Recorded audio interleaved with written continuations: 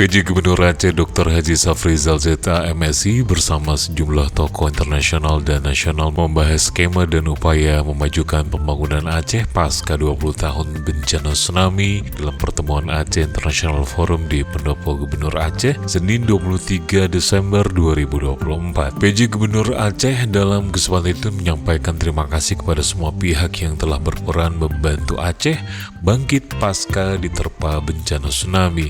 Ia mengapresiasi seluruh negara di dunia yang sudah membantu Aceh di masa rehabilitasi dan juga rekonstruksi. Safrizal mengatakan semua saran dan masukan dalam forum itu akan dikonsolidasikan guna merancang masa depan Aceh yang lebih baik.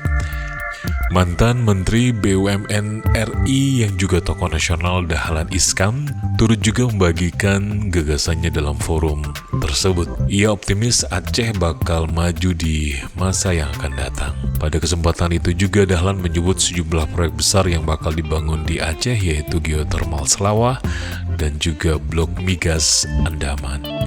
Dahlan berharap pemerintah Aceh bisa terus mendorong agar kedua proyek besar tersebut segera selesai dibangun dan juga diproduksi.